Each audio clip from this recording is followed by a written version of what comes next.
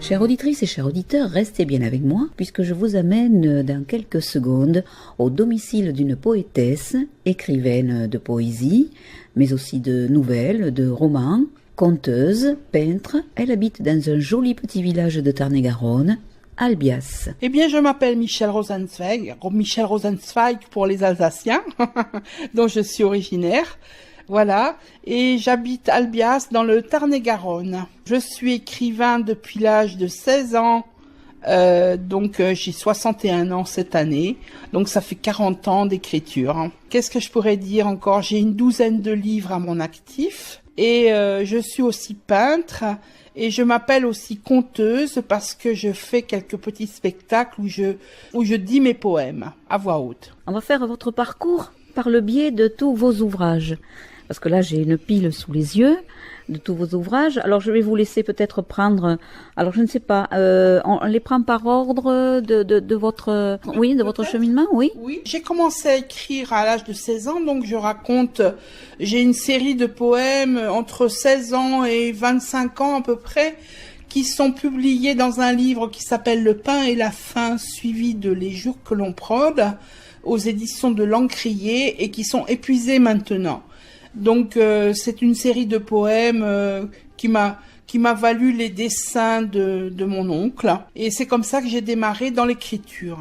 Après, je suis partie vivre en Ariège, où j'ai fait la rencontre de mon compagnon, dont j'ai eu 2 enfants, et nous sommes allés vivre en Australie pendant 3 ans. Je raconte ce voyage dans un livre qui s'appelle Down Under, ce qui veut dire là-bas en bas, qui raconte le voyage d'une émigrante dans un grand pays qui s'appelle l'Australie. Donc ça, c'est Down Under, aux éditions Edilivre. La plupart de mes livres sont édités chez Edilivre pour des raisons de facilité, parce qu'ils acceptent les formats numériques et parce qu'ils impriment à la demande, donc ça ne demande pas un grand investissement en tant qu'auteur. Donc ce livre que vous avez écrit en Australie, ce sont des poèmes également? Ah non, c'est un roman.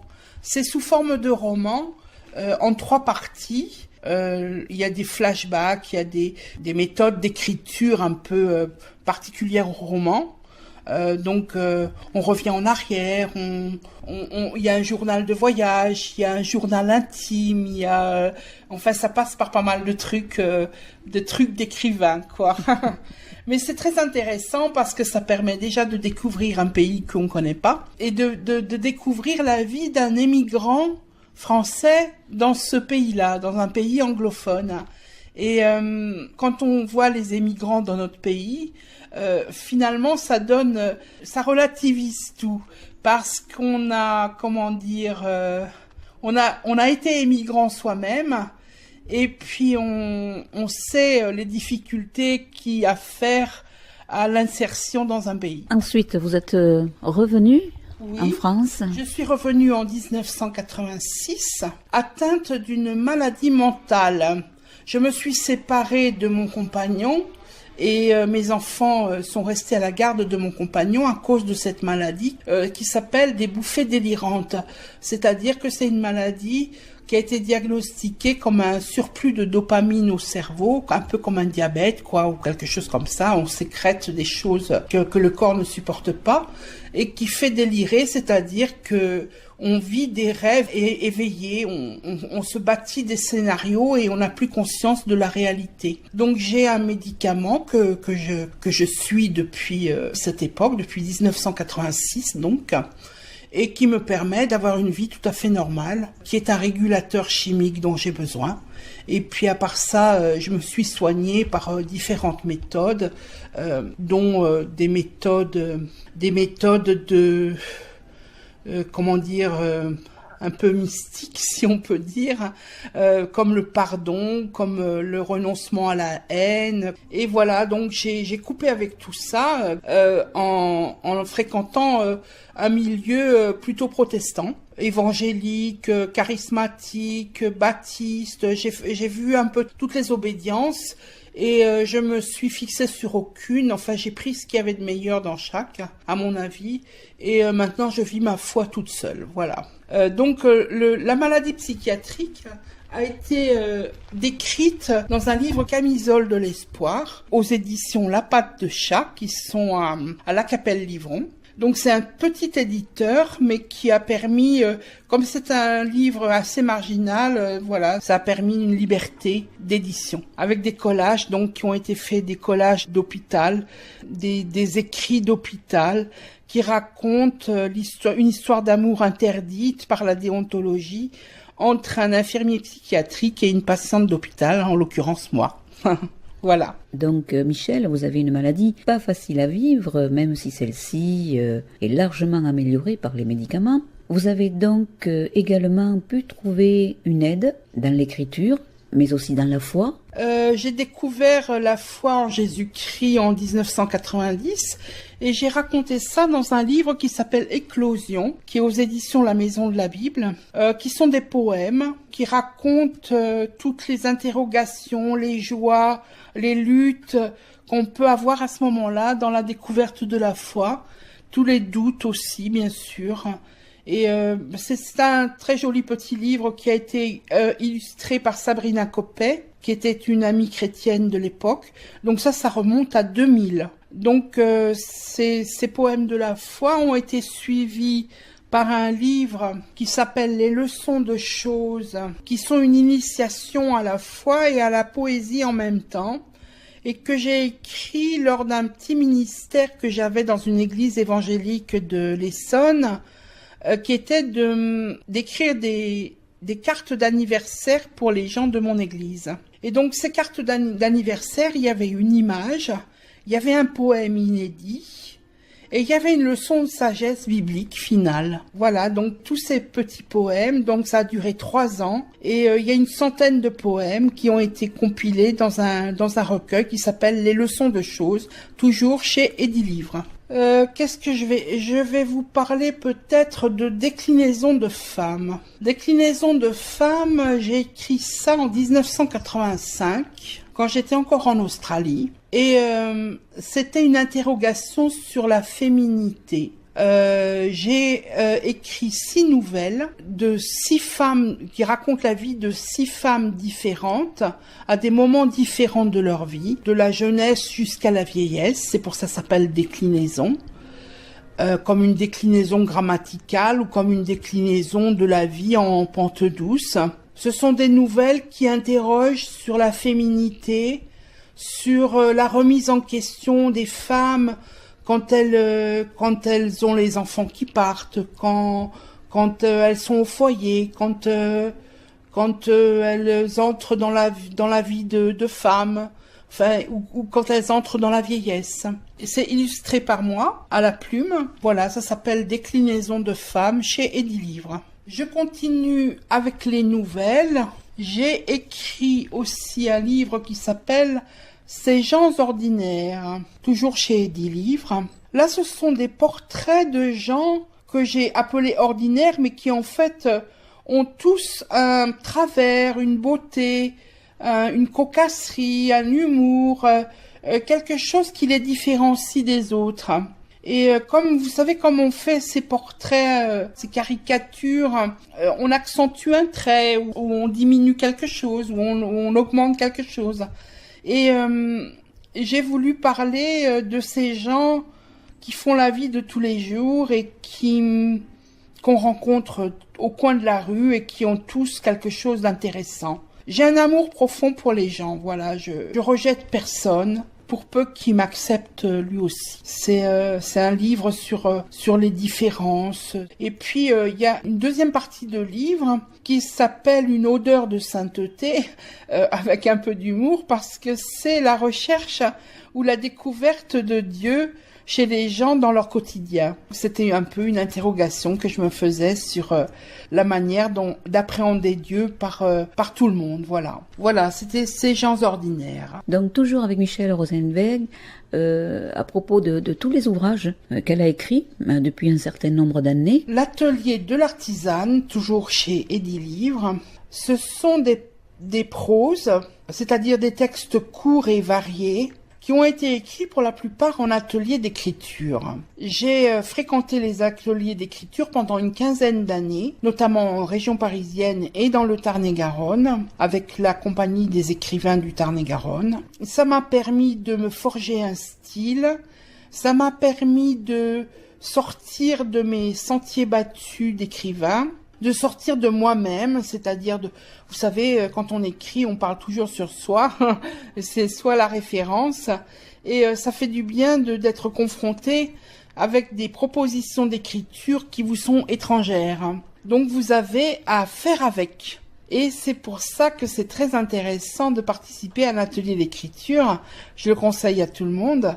Même si vous ne publiez pas, c'est quelque chose qui est très très enrichissant. Voilà, donc l'atelier de l'artisane, ce sont des proses et je me compare à une artisane des mots, voilà. Ensuite, je vais revenir aux poèmes avec les vides, les pleins et les déliés, toujours chez Edilivre. Alors là, ce sont des poèmes de deuil.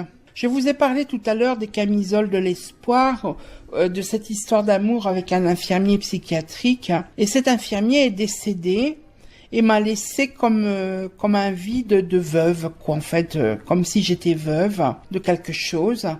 Et donc, ce sont des poèmes de deuil qui racontent comment on peut s'échapper par la musique, par l'écriture, par la peinture, par le travail même, des choses quotidiennes qui vous renouent avec la vie, quoi, avec la vie de tous les jours, avec la vie avec un grand V, parce que vous avez aussi un sentiment de vide, bien sûr, quand l'être aimé disparaît.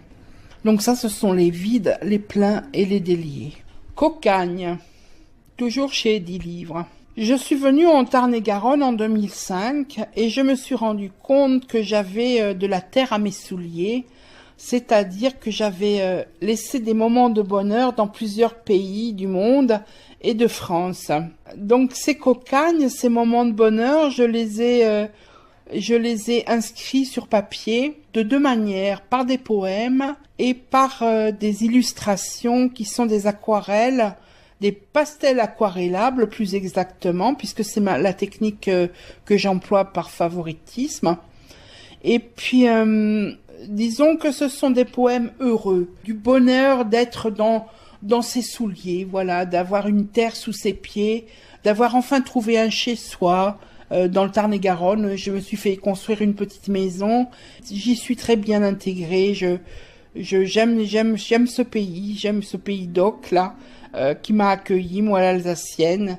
Je raconte cela dans Cocagne, qui sont des poèmes, donc. Nous allons faire une pause musicale et nous retrouverons juste après l'énumération, la suite de tous les ouvrages écrits par Michel Rosenzweig, de la poésie, des nouvelles, et elle nous fera aussi découvrir la façon dont elle fait partager toute cette poésie.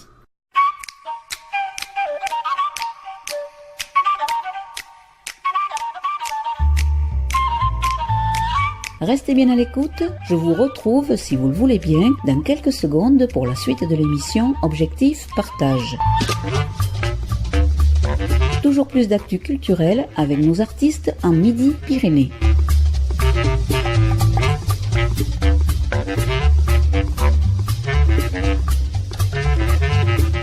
Alors Michel, nous nous retrouvons dans un joli petit village, Albias, où vous vous êtes installé depuis quelques années, après avoir beaucoup voyagé, beaucoup écrit, et d'ailleurs nous continuons avec la liste de tous vos ouvrages, avec cette fois-ci Le panier aux mots. Le panier aux mots, ou la cueillette de poèmes, chez Edilivre, toujours. Ça, ce sont des poèmes légers que j'avais mis dans mes tiroirs au fur et à mesure des années. Et puis, je les ai ressortis au bout de 14 ou 15 ans. Et puis, ça fait un recueil, finalement, avec des choses un peu légères, des choses drôles, des choses tendres, des choses sur les gens que j'ai connus aussi, des petites dédicaces comme ça au coin du livre, au coin des pages, sur des gens des gens un peu spéciaux qui ont traversé ma vie. Le panier Homo. On va peut-être parler de ces illustrations de ce panier. Ah, mais oui, peut-être. Eh bien, les illustrations sont des illustrations des années 60. Ce sont des illustrations un peu désuètes de fleurs, de muguets, de roses, d'anémones. Ça vient de mon enfance, dans les années 60. J'étais en Alsace et toutes les petites filles avaient un livre de poésie. Alors on écrivait des poèmes sur une page à gauche et on illustrait avec des planches de chez le libraire, avec des illustrations donc particulières, un peu gaufrées comme ça, qui faisaient le charme de la poésie, voilà. Et donc j'ai gardé ce livre de poèmes de quand j'étais petite fille et j'ai extrait les illustrations donc pour orner ce livre, le panier Homo, comme je le faisais dans le temps en tant que petite fille. Alors tout doucement, nous arrivons à votre nouvel ouvrage, dernier ouvrage en date, J'en parle à mon chat. Alors ça, c'est un livre qui est un peu humoristique parce qu'il est illustré par André Sipp, qui est un auteur de bande dessinée et qui est alsacien comme moi, mais qui vit en Espagne. Et il m'a mise en scène avec mon chat dans des planches qui sont très très drôles. Et les textes sont des proses variées, des billets d'humeur sur les tendres riens du bonheur et du malheur ordinaire, je dirais. Donc des petites choses de la vie, un art de vivre auquel je convie le lecteur, vraiment d'apprécier les petites choses, les petits riens, et c'est là le secret du bonheur. Et j'en parle à mon chat, c'est un peu j'en parle à Dieu, j'en parle à mon chat. Ce que je dis pas à Dieu, je le dis à mon chat. C'est un peu un confident, mon chat, et c'est un peu c'est une présence invisible comme ça qui s'immisce avec douceur et tendresse. C'est assez merveilleux. Cette complicité, eh bien j'ai voulu aborder des thèmes comme, écoutez, je sais pas, au hasard, mon beau stylo de la rentrée, les fleurs de la Toussaint, liberté d'expression, enfin des petites choses comme ça, qui sont à glaner au fur et à mesure qu'on avance dans le livre. Voilà, ça c'est donc mon dernier livre, toujours chez Edilivre, et c'est J'en parle à mon chat. Alors Michel, écrivaine, peintre, et vous illustrez également vous-même certains de vos ouvrages, mais cette poésie, pour la faire partager, vous la contez. Alors là, il faut nous en dire un petit peu plus. Eh bien voilà, j'ai plusieurs cordes à mon arc. Disons que je fais de la lecture à voix haute. Je ne raconte pas des contes comme de Grimm ou d'Andersen ou des choses comme ça. Je raconte mes poèmes. C'est-à-dire que je les mets en scène. Je les mets en scène avec des petits moments théâtraux qui s'enchaînent les uns les autres jusqu'à faire un spectacle que j'ai donné récemment à la librairie Deloche à Montauban et que je voudrais redonner à Puy-la-Roque le 26 janvier prochain. Avec en projet de ce spectacle, peut-être une incursion à la Cave Poésie de Toulouse dans le courant de l'année prochaine, si mon spectacle est retenu pour la programmation. Voilà, donc tout ça, ce sont des petits et grands projets de mise en scène. Et puis sinon, il y a des dédicaces que je tiendrai à la Femme Renard, anciennement Deloche, le mois prochain ou le mois suivant, je ne sais pas encore. Et puis des salons du livre où l'on peut me rencontrer pour que je dédicace les livres. Par exemple, le salon de Bouloc qui aura lieu le 19 novembre prochain. Et le salon de Lafitte Vigordane qui aura lieu le 17 décembre prochain. Voilà, sinon, je me produis dans des salons du livre comme Montclar de Quercy, comme Nègrepelisse, comme Castelsarrasin, comme Figeac, comme Gaillac. Je me promène un peu dans la région pour me faire connaître. Mon travail de conteuse est parfait dans des ateliers de lecture à voix haute que je suis avec le théâtre de l'Embellie à Montauban et qui me permet d'apprendre à placer ma voix, à dire devant un public, sur scène, enfin à me déplacer dans l'espace, enfin toutes ces choses-là qui font de moi une conteuse à part entière. Alors c'est une façon aussi de faire partager la poésie que de la conter, parce que la poésie fait encore peur, malgré tout ce que l'on peut dire. C'est pas très évident d'écrire de la poésie et de la vendre. Eh bien c'est vrai que c'est un art qui est considéré comme mineur ou alors rébarbatif parce qu'il est très mal enseigné à l'école, malgré les Prévert ou les La Fontaine qui nous ont fait sourire, ça reste un art d'intellectuel, quoi. Enfin, un peu sur une autre planète, quoi. Des rêveurs, des doux rêveurs, des gens qui parlent en alexandrin, qui sont pas de notre époque. Eh ben, pas du tout. La poésie, ça peut être tout à fait autre chose. C'est avant tout des sons, des images, le goût des mots, le goût des phrases, le goût de raconter, le goût de... Et on peut trouver de la poésie même dans de la prose. Il y a pas besoin de faire des vers pour faire de la poésie. Et d'ailleurs, la poésie, même plus que ça, c'est un art de vivre. Parce que, par exemple, moi, j'appelle ça la poétrie. C'est-à-dire que, par exemple, vous vous levez le matin et vous choisissez un bol vert à petits pois bleus, eh bien, c'est de la poétrie. Si vous allez cueillir une fleur dans votre jardin ou une fleur dans une plate-bande de la ville, eh bien c'est de la poétrie. Si vous vous mettez à gribouiller des petits personnages et que vous les affichez sur votre bureau, eh bien c'est de la poétrie. Et puis si vous mettez un pyjama à fleurs rouges, eh ben c'est de la poétrie. Tout ça c'est un art de vivre, c'est une façon de voir les choses dans leur beauté, dans leur humour aussi, dans leur tendresse. Oui, c'est un art de vivre. D'ailleurs, j'en parle à mon chat, on parle beaucoup d'ailleurs de la poétrie. Moi-même, j'essaye de vivre comme ça.